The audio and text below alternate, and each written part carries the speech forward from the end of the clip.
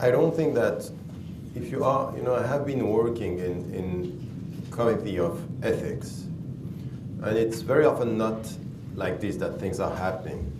You have a very deep discussion on the topic, and then you come to an understanding that it's not only the voice of the sheikh or the voice of it's not like that. It's really, we come to very sensitive ethical positioning, and sometimes you may have a scholar saying, no, I can't go as far as that. And others can. So the way you are going to translate the result of this discussion should be quite clear. If it's unanimous, if it's not, if it's the position of the majority, if it's not, if there is a clear difference between scholars of the text and scholars of the context. We are not going to be artificial in our rendering the results of the discussion. But this discussion that you have one scholar of the text against one scholar of the context and they don't come to an agreement, it's rare. It's not as black and white. I think that we have to be realistic here. But at the end, on some issues, for example, which I envisage when it comes, for example, to halal meat, that, for example, what is halal, and I see this with some of the scholars of the text. They say, this is what Islam is saying, whatever we are doing with the animals in the way they are treated. You just have to translate this, and this is the position of a majority of scholars, and these are other positions. And remember, at the end of the day, a fatwa is a legal opinion. It's not, you are not obliged to follow it.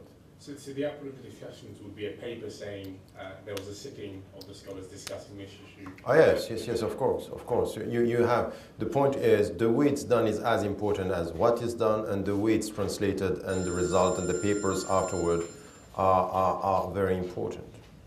So it's not, all this business of unanimous positioning, it's just unrealistic. But this attitude as well, saying that you will end with two different positions. First, it's very rare that you have scholars that are involved in the discussion or taking something like that. They sometimes suspend their judgment. It could happen. It happened, even with Shira al-Buyut, for example, buying the houses in Dar al-Harb and Dar al-Islam, could you use interest? And in fact, two of the scholars left by saying we are not going to support this fatwa. And at the end, you don't have to put that it's unanimous. You put what it is. And the fact that sometimes you don't reach an agreement is a very important progress, because you are opening the discussion. At least you are opening the discussion. So I don't see it as black and white. I don't want it to be black and white. I really want to publish this and to show where we have areas of disagreement. Do you envisage, sort of after publication, a review period? So, for example, this is the opinion for the next year or so, we'll review it again in a year. The project is we will have a book published every year, inshallah, and an ongoing website where everything that is possible to say is said and published. And because, as you know, we don't want to expose the scholars when they don't want to. So we have to see with them what is going to be said and how it's going to be said. But reaching out, it's important. So the whole project, all what I am saying here is not to criticize the scholars, is to galvanize the Muslims, wherever they are, whatever is their specialization, inshallah. No. There are two different things here. There is a first level, which is when you come back to the scriptural sources, you come back to the Quran and to the example of the Prophet ﷺ, you will find that there are objectives that are set for every one of us, what you need to achieve, which this inner peace, stability, balanced personality, checking the dark sides of yourself, promoting the enlightened side, to try to be positive and constructive. We know what are the objectives that are set for every one of us. in general terms, between what is required and expected by every single human being. You have a specific situation because you know what are your qualities and what are your weaknesses. This is your job. This is to know where you have to go, and you know how you are equipped. And then you go for that. And any Islamic education should give you a clear sense of the objectives and to help you to get a better knowledge of yourself. So the way you look at your skills, you might be calm, generous by nature to take this. So the right teacher, al-murabbi, is the one who can look at his student and give him a sense of you are equipped, you have these skills, be confident with this and know what are your weaknesses. And then education is I go along with you and then you are alone. You have to go your own way.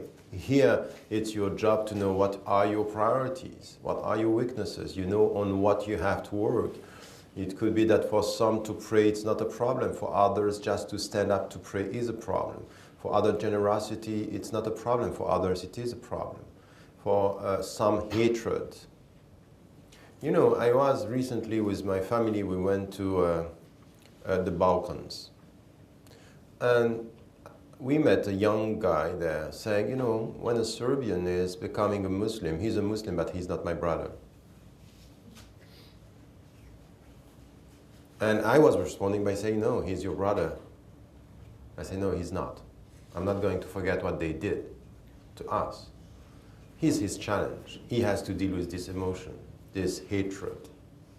وَلَا يَجْرِمَنَّكُمْ شَنَآنُ قَوْمٍ عَلَىٰ أَلَّا تَعْدِلُوا.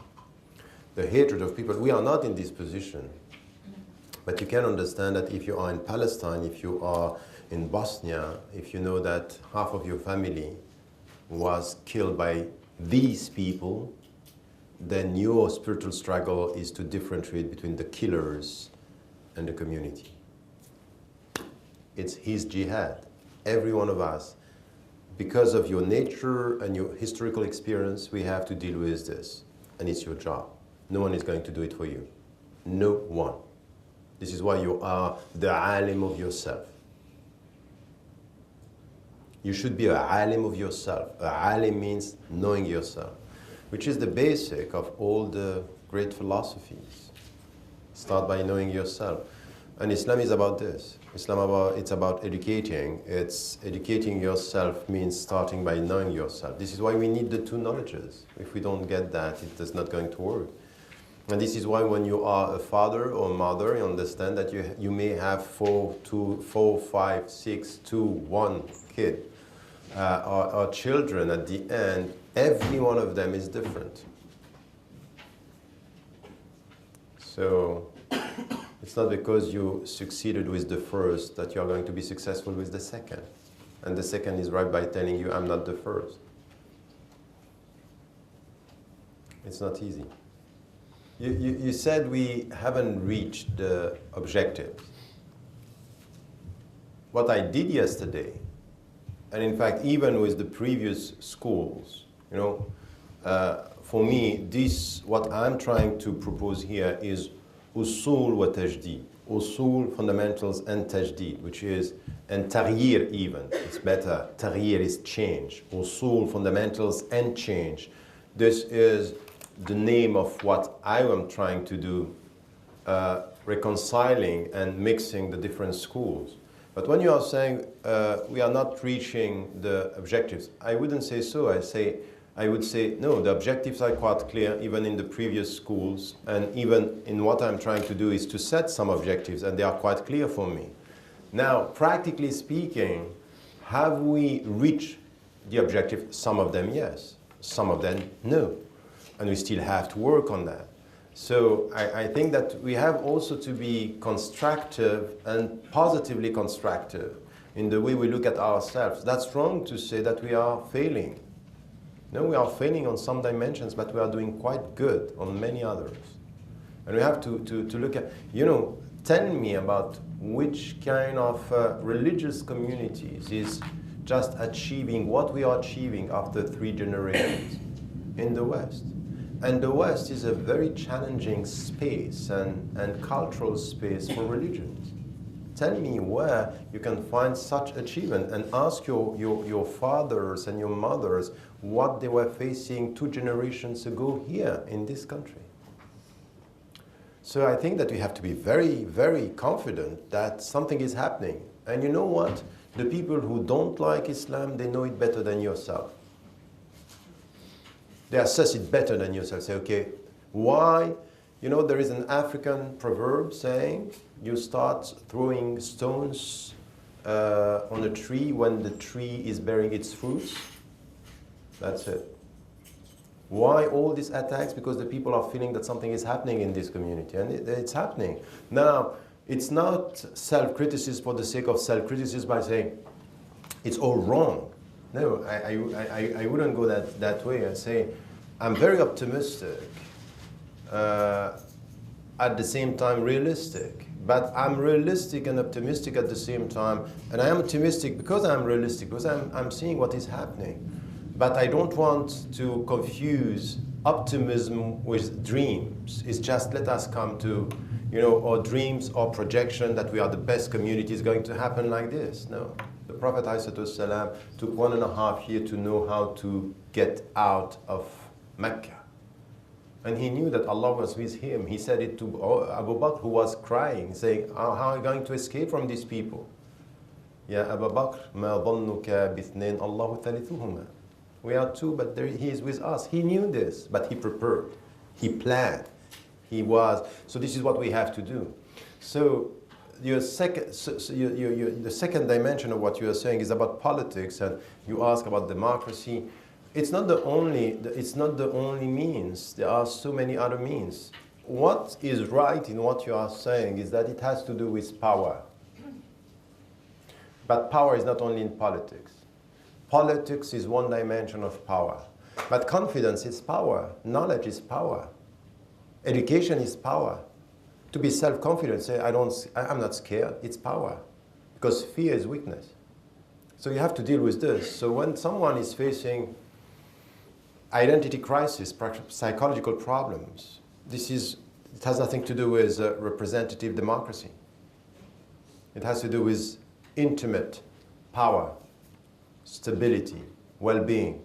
And this is what the objectives are here, but we still have to work on trying to get them, trying to reach them. So I'm not going to politicize everything, as much as I don't want to Islamize everything. Now, an authoritarian regime in the name of Sharia, that's fine if I'm the leader. This could be an arrogant way to put it. No, by definition, Sharia cannot work with autocracy or dictatorship, by definition. There is a contradiction in term when we say faithful to the way, faithful to the past, the way towards faithfulness is never a dictatorship. And any attempt to impose onto the people in the name of the Sharia what is right is wrong. If you try to impose onto me what is right, you are wrong. It's as simple as that. Wallahu a'lam. You need to face this community with statistics, numbers, figures, and say, this is what is happening. And now it has to be done in a pedagogical way. And you have to respect the sensitivities of the families. But respecting the sensitivities of the family is not to hide the reality. Is respecting my sensitivities, tell me the truth by know how to tell me the truth. So tell me the truth, but try to find the right way to tell me the truth. And this is why you are very instrumental. Because you have to translate this in something which is, okay, this is what I'm facing. This community is blind, pretending that everything is fine, that there is no sexual relationships before marriage, and that's it. This is Islam, so completely disconnected from the reality. So this is where you have to go from reality to questions about answers and strategies to face the problem. But if people like you, working at the grassroots, are just facing this and just being the spectator of this passivity in the community, this state of denial, nothing is going to change. So you're right, if we wait for the community to change without saying anything, it's not going to work. But we need to ask ourselves, what is going to help this community to move on, to change, is to face this reality, that what is happening in this area, and it's not only there, it's everywhere, that so many things are hidden within this community because this community is not able to face the reality of human behavior and teenagers and the way they are dealing with these issues. And the starting point is this one, is really to start by getting a clear sense of the state of affairs when it comes to our young sisters and young brothers, because the same is happening with young brothers. They are not facing the same consequences, but it's a culture of secrets, double life, not really sincere, schizophrenic, sometimes good Muslims in front of the parents, whatever they can be outside in the streets. I think that we have to face this problem. So the starting point is this one, is intellectual honesty and spiritual honesty, that you cannot just change the community just by denying that. But this is your responsibility, and you're not going to get answers from the scholars if you, with your experience, you're not coming with the right questions. So what when I'm facing this? You know, I have been working with the Muslim Youth Helpline, and they were saying is that we are people calling and telling us about what is happening in this community. It's just unbelievable.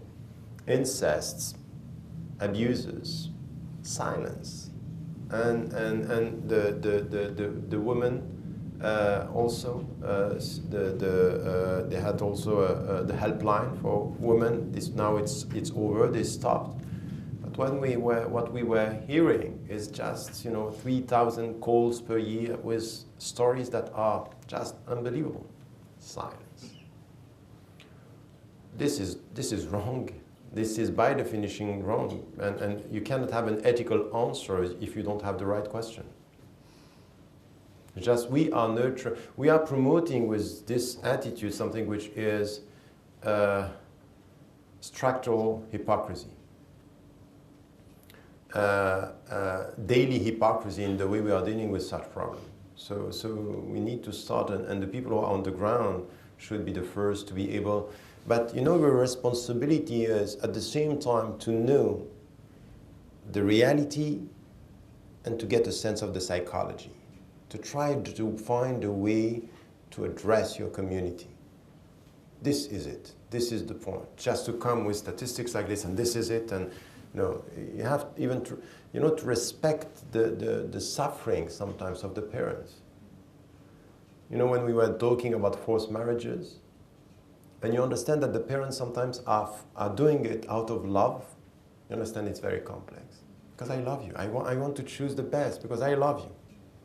So denying my love because you love me, denying my desire and my expectations because you love me, and you have two who are emotionally right, but one is ethically wrong. And you have to deal with this. The only people who can do that are the people who are on the field. They understand that, and they have the ethical background and the psychological requirement. What I feel is once again, in partly in your question, there is this answer, which is we can't deny that people are feeling, ashamed, and they are feeling it. It's cultural. It's cultural, but not only. It's also religious, because some of the Islamic discourses and understandings are pushing you to feel ashamed when something is happening like this, your relationship with your daughters, and even things that are really un-Islamic. It's just you accept things from your sons that you are not accepting from your daughters. Who told you that this is Islamic? It's not. So this is where you are, once again, very instrumental. You can feel things because of your background, because of your experience, because you are sharing ethics, and sometimes you are sharing even the way it was, taught in some Islamic setting. You have this cultural, religious, and intellectual empathy, which can help. And not being judgmental, it's important. Even though, be careful. Sometimes people are going to trust you more when they can feel in you that you may be judgmental on the behavior, but not on the people. That you say, yes, I know it's wrong. It's wrong. So this is a very important point. Not, in the name of, I'm not judging you. Okay, welcome. Everything is possible. This is why many are not happy with when they go to see a psychologist that is not sharing the ethics. They say, okay. They say, no, it's not a problem. Yes, it's a problem. I'm sorry, it's a problem. So you acknowledge the fact that this is a problem, but you are not following them in the way they perceive the problem on themselves. This is something which is not you. And then to help them to be more equipped. At the end of the day, this is where, with shame, the most important thing is to be able to get to something which, rahmatullah, ar-rahmah, that even if all the people here are judging me as bad, he might be the only one to see me the right way. And how do you extract? This is the very meaning of Tawheed, is to escape from the people's judgment to come to Allah's forgiveness and rahmah and mercy. So this is why you have to be very spiritual and to give them this strength from this dimension. And this is why someone who is a believer can get that. And then it's not easy because people are very, in some cultures, for example, in some traditions, it's very difficult. The way the people are looking at you is just destroying you. How do you escape from that? So how do you are equipped with, at the end of the day, who is going to judge you? What do they know about you? What do the people understand about your tears right now? They are judging your mistakes. They cannot understand your tears. The only one who can understand is God. This is why you have to be involved in this discussion. This is where, and this is your role. You should understand that. This is why it's important not to be silent. Is to make it a reality, knowing that within the community we have enough skills to be equipped to deal with it, if and only if we are facing it the way it is and not avoiding it. We are working against ourselves by denying it, not giving the people the skills to face what is happening. And this is where, if spirituality means something, it's not just to tell the people, pray during the night. Is the relationship between you and your own contradictions, you and your own, in your daily life. It's just to, some people are coming to you and say, I'm not a good father, I'm not a good mother, I'm losing my kids. This is where spirituality starts. It's not during the night, it's during this very, very essence within the day that there is a contradiction. The sense of failing, the sense that I'm failing, I'm not succeeding. This is where spirituality starts. This is why you understand Inna rahmati sabaqat ghadabi, that the mercy of Allah is coming before His wrath. And I think that this is something which is important. But you should do this. You should do this. This is something. This dimension is something which is not in the Council of Fiqh. The rules are respected. That there is a husband and there is a wife. And it's done within what is halal. That if, for example, it's because the woman or the man cannot have it, then they are using technical or artificial means, you can go for it. But you are respecting the fact that it's done within the family, within the couple that is legally Islamically married. Now, for anything which is outside this, when you're, for example, asking another wife of the nation, you can't go for this. Except, you will be happy with this, for some scholars, when in fact there is polygamy.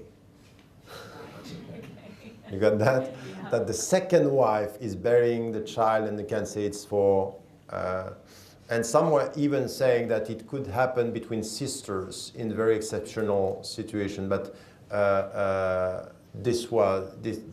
great majority of the scholars are saying no. It's only when there is polygamy then the second wife could be the one who is burying for the first wife, and it's still within what is halal. And the surrogacy, so in terms of the halal relationship, so husband, wife, sperm and egg from them, but Yes. somebody entirely different carrying the baby. It's outside the rules. Why? Because she's not married, so it should be between the husband and the wife. He cannot be with someone else, which is outside. That she's carrying the baby, Yeah. which is not, and there is no relationship, a legal relationship. That's not possible. But not even if it's the sperm egg is done in the test tube, and then the fertilized eggs then placed into another woman, just to give birth. That's not allowed. No. So a woman cannot be the mother, the physical, biological mother of a baby who is not, in fact, coming from her husband. And that's why I drew the analogy with breastfeeding, because Islam condones breastfeeding another child who's biologically not yours. Yes, but the connection is with the relationship with the breastfeeding is just making it a situation where the relationship between the baby and the mother here, it's as a mother. So it's creating a relationship which is legally stated. There is something about the breastfeeding which is connecting the baby with the mother. Here's something else, which is, once again, is the way you are creating a biological relation between a baby and a mother, which is not really,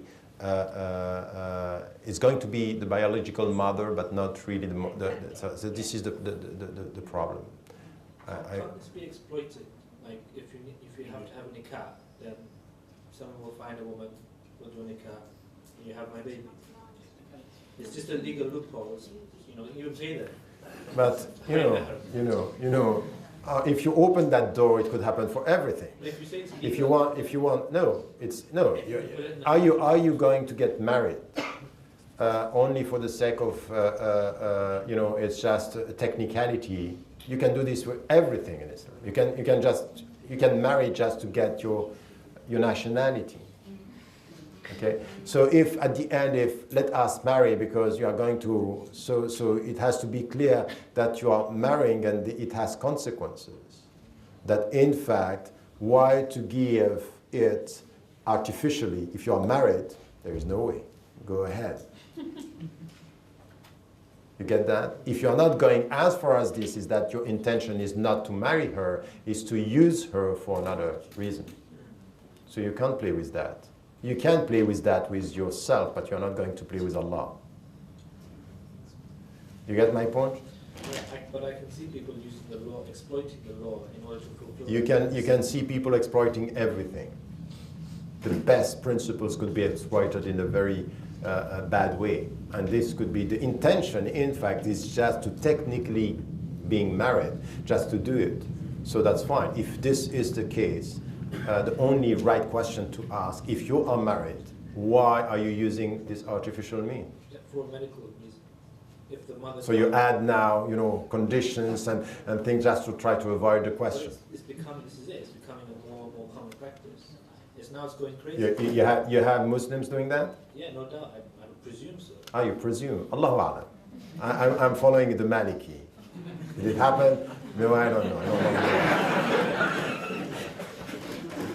No, but I agree with that. We have to be much more specialized and focused in our specific fields.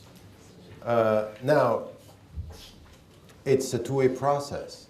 It's for the scholars to know exactly the limits of their knowledge and where they can say something or not, or where they can ask questions or not. And it's also for the community not to idealize the people and to ask them the questions on everything, which is also the way we have to educate the communities. Just be careful. So we need more specialization. We need institutions that are helping the people to be more specialized and to come to a very specific field and to answer the questions where they can come with these questions. And there are levels of complexity that we need to tackle as well. But we have today's scholars, for example, they are giving fatwa on every single aspect, you are right, and they have followers that are following them in all these aspects. It's up to us now to come to an understanding that, okay, to give fatwa within, in different fields when there are simple, questions. But when it comes to the complex question that we are talking about, here you have to be much more specialized and to come with an understanding. This is what we have to organize. This is what we have to institutionalize. We have to do the job. It's not going to work if we are not going to do the job at different level, at the national level and at the international level. It's not done. And in fact, what was, as I said yesterday, a quality that there is no hierarchy in Islam is becoming a weakness because we are not organizing it. A badly managed diversity becomes divisions and just scattered authorities and no vision. And this is what we are experiencing today. Wallahu a'lam.